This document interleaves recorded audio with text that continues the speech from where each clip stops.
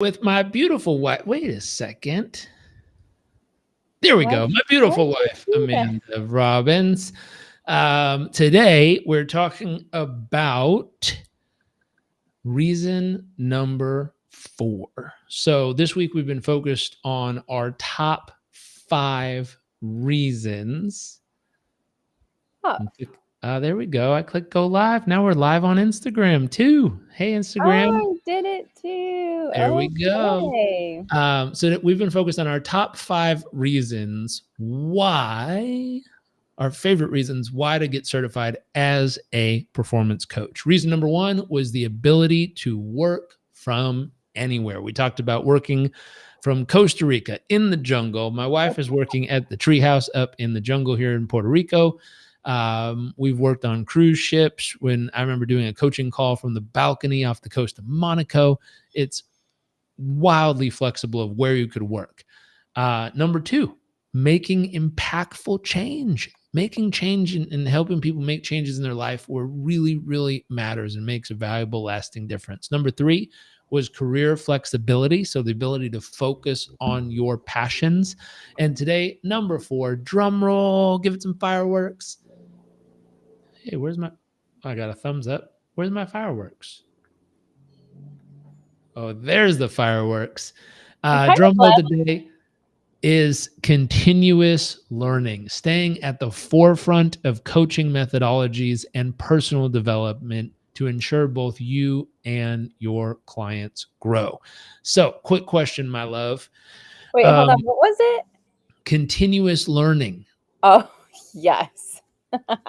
So, That's one talk of me my through favorite this one. parts. Talk me through it. Why is Okay. this your favorite part? All right.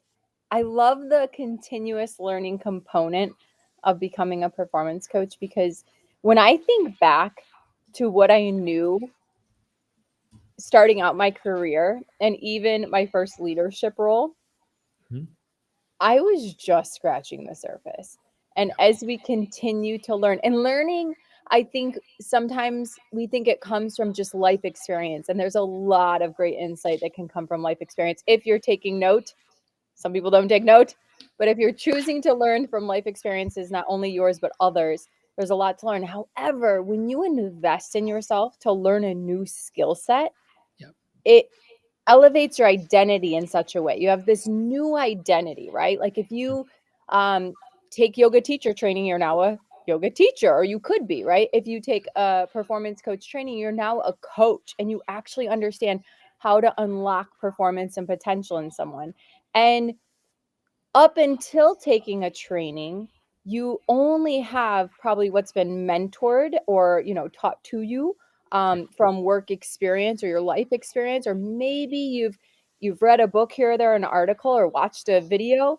But when you immerse yourself into learning a new skill set, you now have this new identity. And that is so magical. Like I was just thinking, I love this topic because I was literally just thinking today about this. I was talking with this beautiful human. They're up in Canada, this group, and someone I was speaking to from the organization, they're building out a leadership program and specifically coaching. So their leaders are better coaches. And I was thinking, these tools are going to change your whole company in the best way ever, your leaders in the best way ever. And so anyway, we're working out this how to work with them, right? And I was just thinking, had I had access to this when I was helping train leaders, when I was leading a team, when I was developing a course or rather a training program for my team and really trying to lead them to perform at their very best, if I had done it with what I knew then, it would be okay. It would have been my best shot, right? But when you actually invest in yourself, in time, money, energy, effort, resources, community, like you really pour into yourself to upgrade your skill set, it empowers, it not only empowers, it like elevates your identity of your capability and your all the things that you can do. I'm running out of words here, but I think maybe you can help me explain. You must be hungry. Here's the question. So each session we've done this week, we've given away a prize, an opportunity to earn something. We've given away a $500 discount to Performance Coach University certification. We've given away 3 months access to our core 4 community. What else? What should we Yesterday do? was a micro business training on Oh, helping get clear on who you want to coach. yesterday was a micro business training. What will today's giveaway be? Are you going to put me on the spot right now? Yeah, we got to think of something good. One of our favorite. Oh, I know. We can send one of our I don't know. I can't decide. Okay, how about this? A signed copy of Don't my tell them number what it is. one best-selling book, Live It. And Oh, what's wrong with Live It? I no, think I it's love amazing. it. Oh, No, geez. I was like, Mhm. let that be the surprise. It's one of our absolute favorites. It's incredible. I love that book. Are you kidding me? Okay, I'll do 2. A signed copy of my number one best-selling book, Live It, and a surprise one of our favorite books. We'll put it in the same package. We'll mail it out to you anywhere in the world. How you can win a copy of these 2 books, one surprise and one of our books, is comment in whatever platform you're watching on, whether you're live on Instagram with us or YouTube or Facebook or Twitter, wherever you're watching. Here's the question. What is something you wish you would have learned sooner in life? Mm. What is something you wish you would have learned sooner in life? That's the question for this specific live today. If you answer that question, and one more time, it's what is something you wish you would have learned sooner in life? We'll go through the comments. We will pick one, and we will mail you both a signed copy of our best-selling book, Live It, and a surprise one of our favorite books. And what about you? What's one thing you wish you would have learned sooner? What's something I wish I would have learned sooner? While I'm thinking about that, I'll ooh, I love this one. That friends and family are not always your biggest supporters. Whew. Eesh. That saying no is okay. That's a big one. Being able to say no is okay. There's a great one. What is something you wish you would have learned sooner in life? I'll tell you the number one thing I heard growing up when I'd go to events, I'd be in spaces where people are learning tools like we have in Performance Coach University. The number one thing I'd hear growing up from people is, wow, you're so lucky you're learning this so young. I wish I would have learned this sooner in my life. These tools, these skills, these frameworks, these strategies, it's the most consistent thing I hear is, I wish I would have learned this sooner. And I asked them, what would have been different in your life if you would have known these tools when you first started your career, when you were in school, when you first became a parent, when you first got into a relationship? What would have been different if you would have known these types of tools and strategies of how to better communicate, how to make effective decisions, understanding why people do what they do, and how to understand their inspiration and motivation, and also how to meet their needs at a higher level? And every single person I ask this question to always shares like, wow, it will have ended up not only the results would have been different, but the experience of it would have been a different universe. I wouldn't have had as many bumps and headaches and frustrations and arguments and painful life lessons trying to teach me this stuff, because if I would have known how to navigate it better, I wouldn't have had to hit so many speed bumps on the journey. Let's see. Gita says, I wish I would have learned to be more mindful and grateful while going through the journey of life. I wish I would have learned having healthy boundaries is a must. I wish I would have learned how to manage my money and self-love I see coming through. I wish I would have learned spend time doing things you love. There's always time for work, from John. I wish I would have learned to put God first in all that I do. There's so many lessons, so many lessons. But again, the most consistent thing I've heard from people is, I wish I would have learned these tools sooner. Communication, mental resilience, understanding people's motivations and drives of why they do what they do, how to make powerful decisions, time management and accountability for peak performance. Like, I wish I would have learned these tools sooner. So my hope is, if you're watching today, that feeling, and let me ask you, for all those, John, Nadra, all the people who answered that question, what would have been different in your life if you would have learned these tools sooner? Would you have been able to navigate the path easier? Would you have hit less speed bumps? Would have just felt better? Would you have gotten to a result faster? What would have been different if you did have these tools sooner? That's always the follow-up question I ask to what do you wish you would have learned sooner? So I'm curious to see. Love, what do you wish you would have learned sooner? One of the things that comes first to my mind, like what I wish I would have learned sooner in life, without a doubt, are these specific coaching tools. Like, not just any coaching tools, because I've taken other coaching programs, but specifically Performance Coach University coaching tools, because they're so transformative in the way that they truly make someone more mentally and emotionally resilient.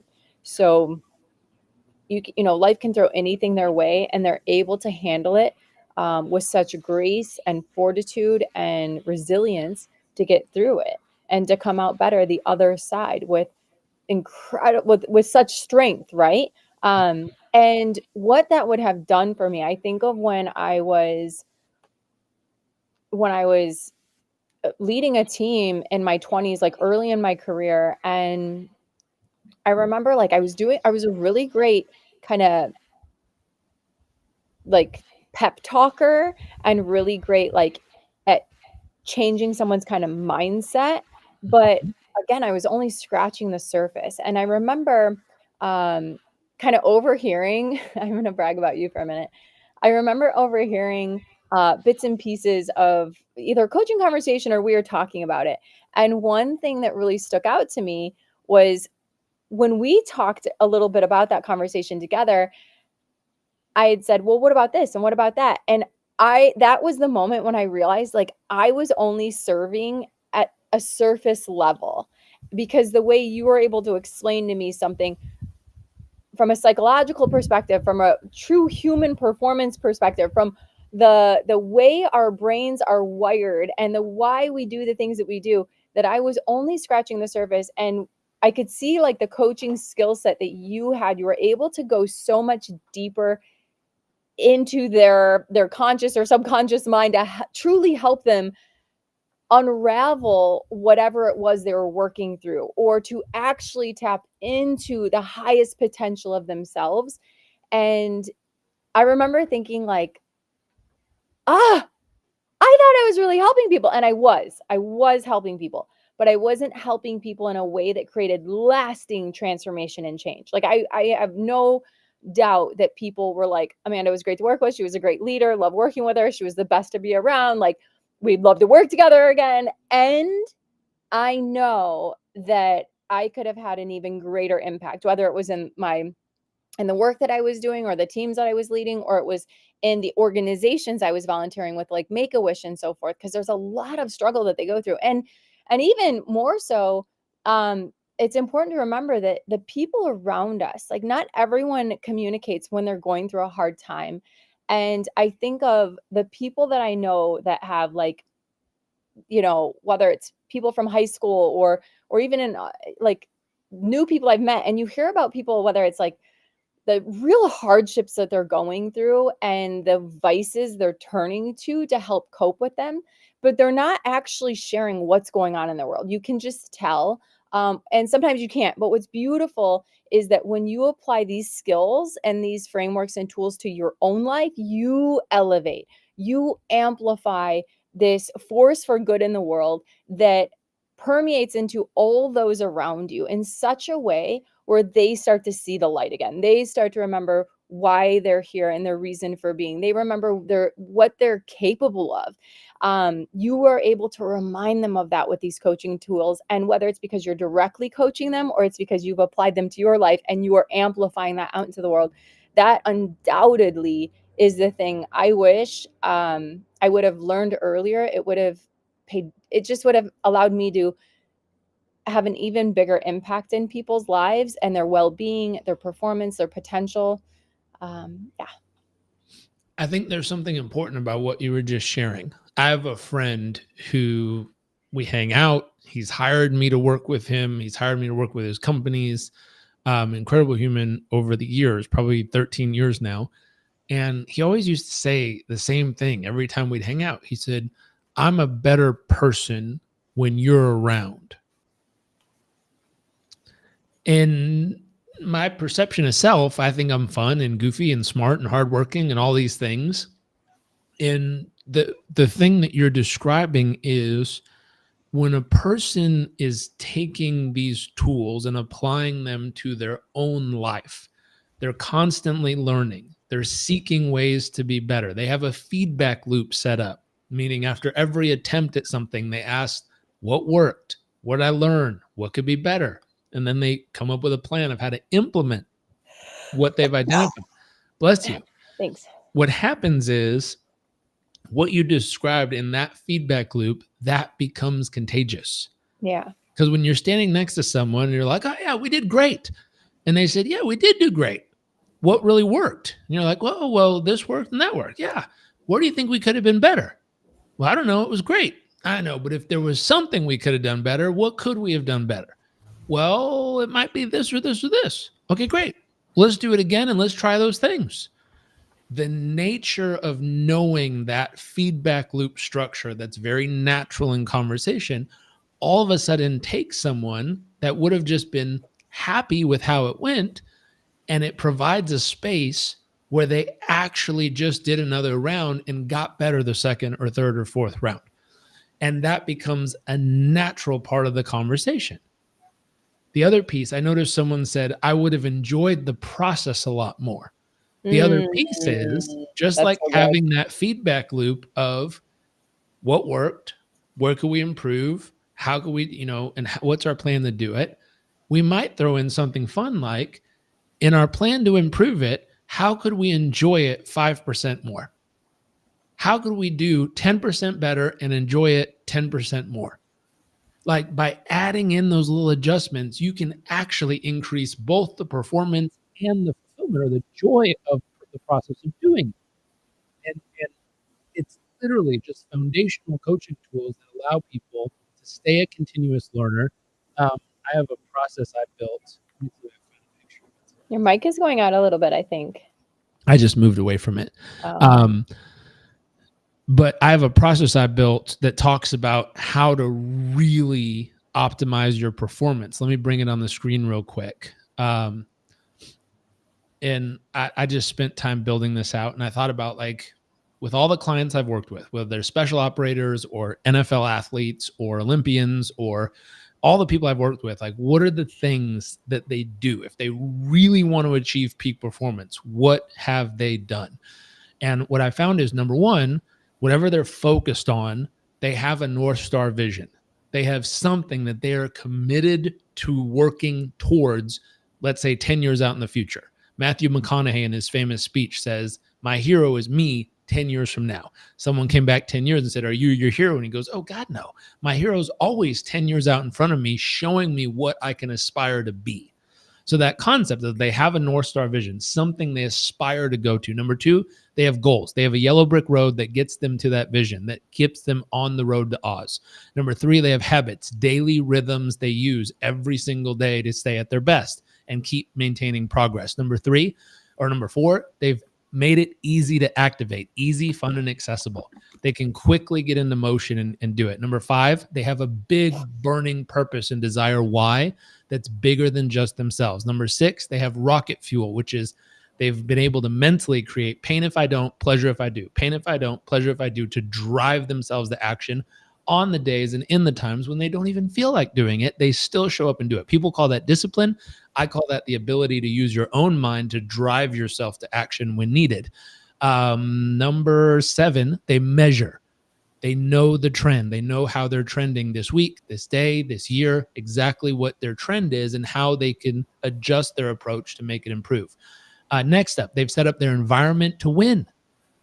A lot of us don't realize the environment around us. Huge. If you're trying to lose 10 pounds and every time you open the cupboard, you got ho-hos and ding-dongs and Twinkies and everything else, that's hard to win. If you open the cupboard and all you have is healthy, nutritious, live foods that support you in doing what you're trying to do, it makes it easier to win. Have you surrounded yourself with people who want you to win? It's much harder to try to win at life when everyone around you is telling you, you're too slow, you're not smart enough, it ain't going to work, give up, quit now, what are you thinking? Versus if you have a group of people around you that are challenging you to be better, that believe in you, that push you, that coach you, that guide you, that support you, that really are there for you, it's much easier to succeed. Which brings us to the next step, which is the 33% rule. 33% rule meaning, have you purposefully curated your peers? 33% are ahead of you, you can learn from. 33% are at the same pace that you can trade secrets with. 33% are a step behind you, you can share and help them catch up. Final few, and I'm going to get to the most important one. Optimize. Have you been able to learn how to do more with less effort? Have you mastered your craft so you can do more with less effort? Have you mastered the concept of pit stops? How far and how fast can you go before you need to stop and refuel and get back to your best self? And what does a refuel look like? Identity. Have you become someone who is successful? Have you become someone who is an Olympian? Have you become someone who is a great parent or lover or whatever it is you're focused on? Final three, have you learned to access the flow state when you're in your craft, where time disappears, you disappear, and nothing else matters? Finally, have you mastered your craft, where every time you push the button, you get the result? Every time you partake in the activity, you get the result you desire. And the ultimate peak of people who've absolutely mastered high performance in whatever they're doing is they become an eternal student of their craft. Meaning, no matter how good they are, no matter how much they've accomplished, no matter how many gold medals they have, no matter how many trophies and how many awards and how much of everything they've already accomplished, they are an eternal student of craving to learn more, or relearn the stuff they already know in a new way, or become a new person themselves and evolve as a human, and then go relearn the tool and see how it applies to this stage of their life. They are hungry to always be learning more. It's the most important trait I've seen of high performers. How long was that list? 1 second. That's a great list. I want that checklist. It's a whole program. 1, 2, 3, 4, 5, 6, 7, 8, 9, 10, 11, 12, 13, 15 pieces to high performance. So and where that came from was me reverse engineering, just looking at the highest performing clients I've worked with over the years. And I literally, someone asked me, like, is there a process everyone does? Is there a thing they all do? And I said, I don't know. And I went back and just reverse engineered what's the work all of them did. And those were the 15 things. Those 15 things were present in every single one of them. Love it. All right. Okay, we got to wrap up. Thank you for tuning in. If you'd like to win a signed copy of our best-selling book and a very surprise book a surprise book of one of our favorites, all you have to do is answer the question in the comments on any platform you're watching, which is, what is something you wish you would have learned sooner? Answer that question, leave it in the comments for us. We'll pick a winner and send out those books. Have a great day, everyone. Bye. Where's my fireworks? Fireworks. Oh, happy post-Valentine's Day. There's some love. See you later. Confetti. Ta-da. Okay.